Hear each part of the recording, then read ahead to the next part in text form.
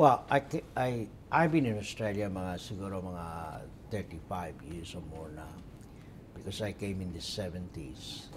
So I've been here long enough to know and to follow up whatever is happening in our community.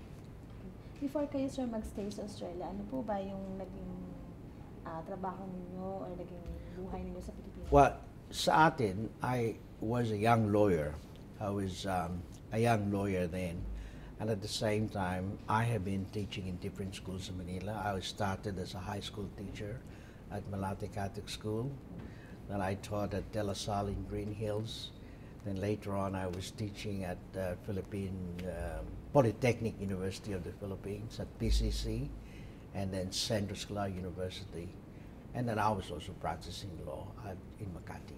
Okay. And then when you transferred to...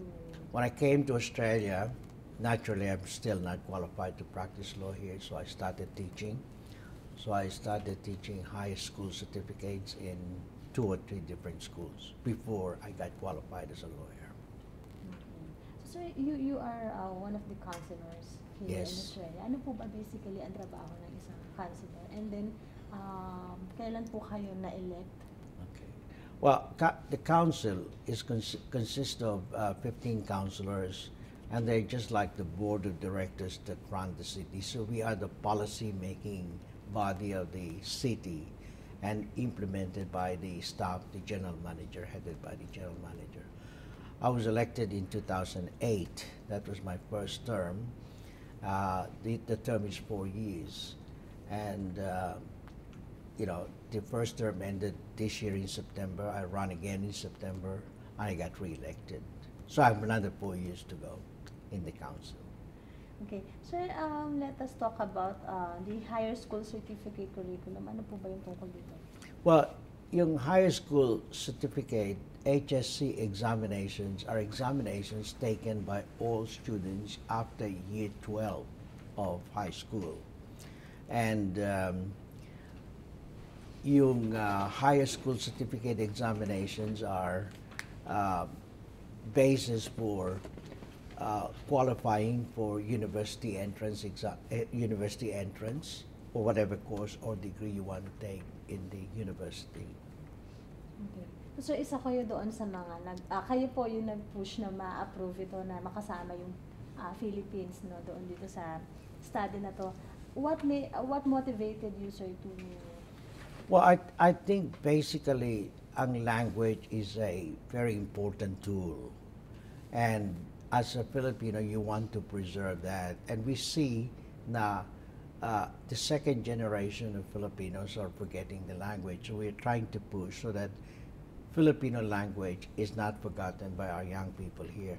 So we tried to push it for a very long time to be included as one of the subject of studies in the high school and be the subject of an HSC examinations. Okay po.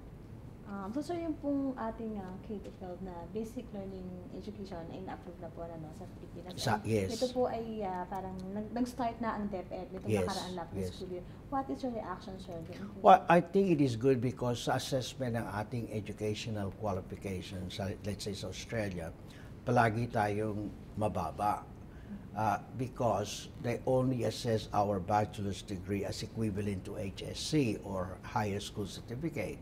So our universities are, even if your degree is bachelor's degree, this is not the equivalent of a bachelor's degree in Australia. And the reason for that is because we only have, until year 10, fourth year high school.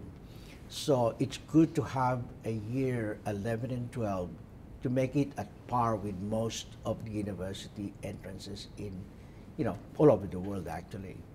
So yun po ba yung reason kung bakit bago makakuha ng isang magandang trabaho yung Pinoy dito sa Australia, kailangan nyo mag-aral and then dumaan sa iba pang qualifications? Hindi naman, siyempre, not everybody is academic, Some people would opt to be in the technical or trade school. That's okay. After year 10, you can go and opt for a trade or a technical school.